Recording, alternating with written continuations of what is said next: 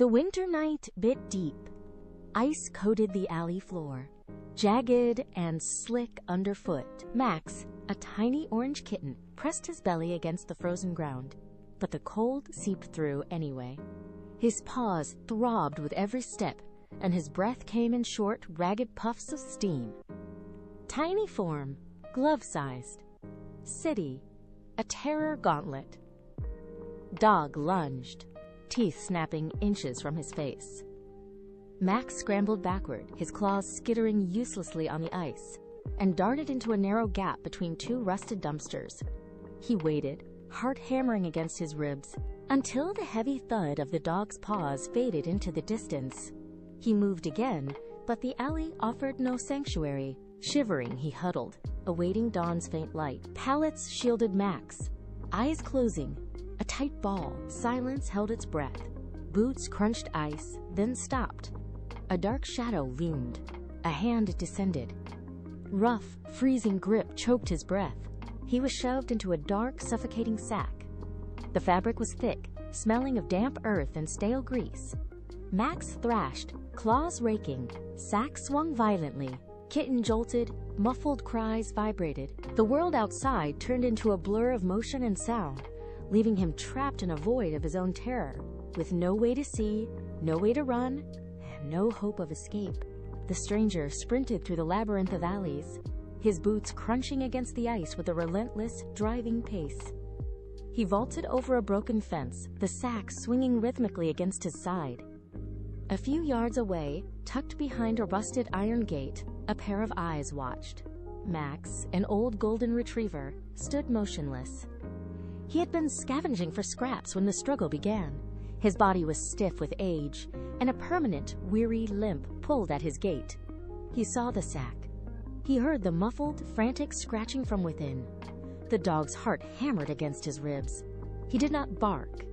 He did not growl. He simply stepped out from the darkness, his nose pressed to the ground. The stranger vanished around a corner, leaving only the faint, metallic smell of the sack and the lingering trail of cold air.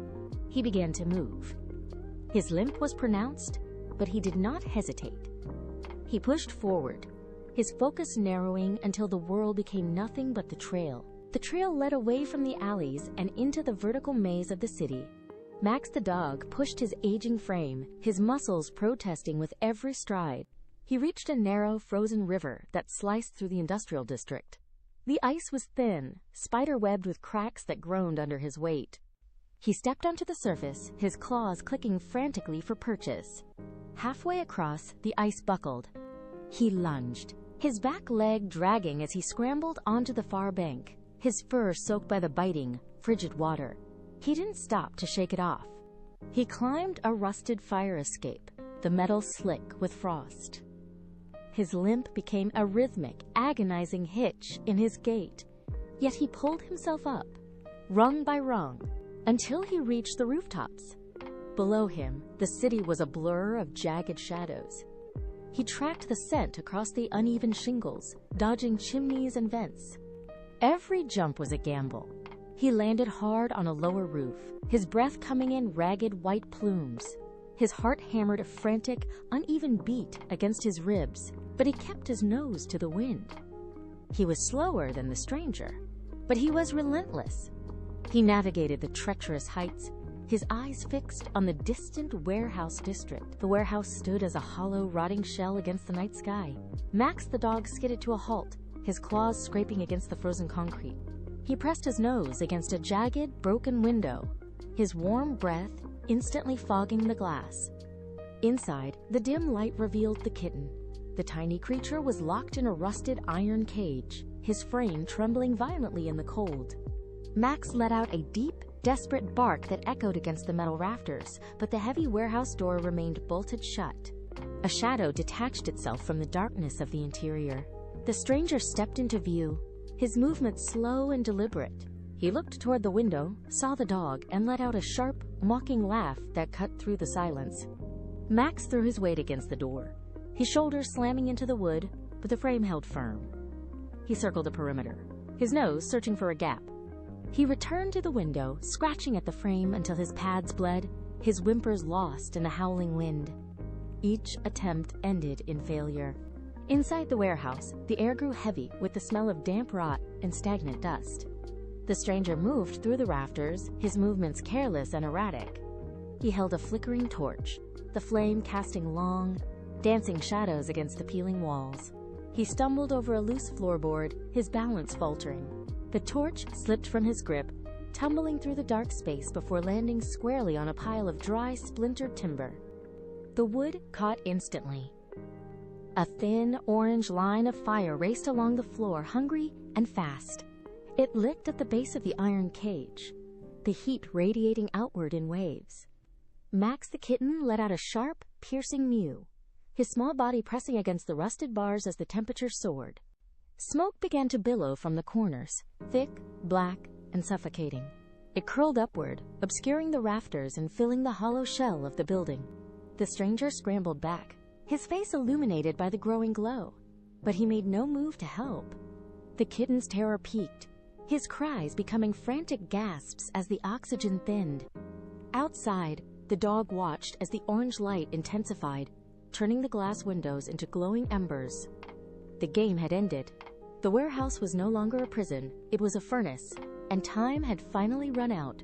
Max the dog did not hesitate. He lowered his head, braced his legs against the frozen ground, and launched himself forward. He hit the glass window with his full weight, the barrier shattering into 1,000 jagged shards that rained down around him. Sparks flew as he landed on the burning floor, the heat instantly singeing his fur. He ignored the sting, his eyes locked on the iron cage. He lunged across the charred boards, his paws skidding on the slick, uneven surface. He reached the cage and threw his shoulder into the rusted metal. He jammed his snout against the stubborn, corroded lock, pushing with every ounce of his remaining strength. He grunted, his teeth scraping against the iron, his muscles straining as he nudged the latch over and over. The metal groaned under the pressure, resisting his desperate efforts. He pulled back, lunged again, and drove his nose into the mechanism with a final, violent shove. The door swung open, and the kitten tumbled out, pressing his small, trembling body into the dog's golden fur. The relief lasted only a second.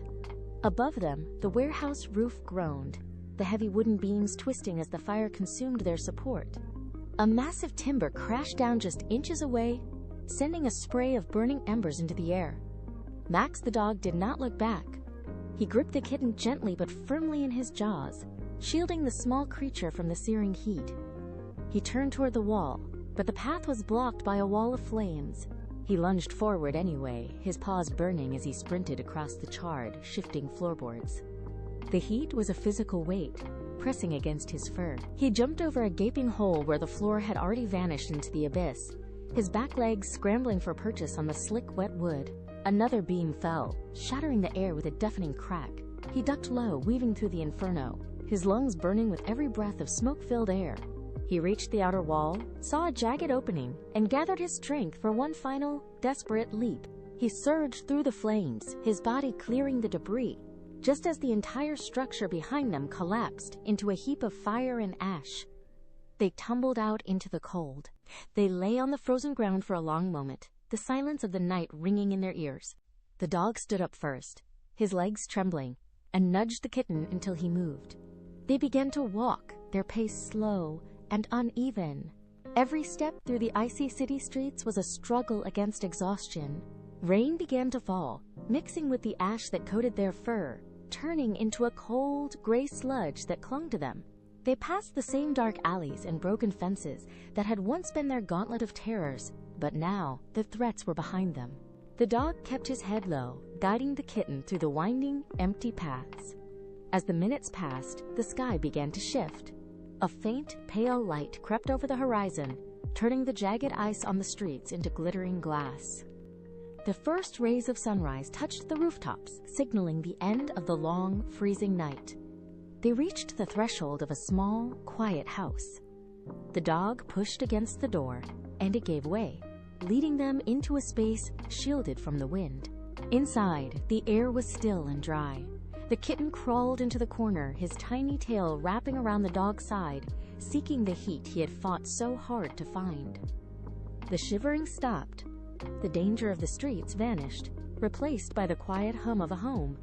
They closed their eyes, side by side, safe at last.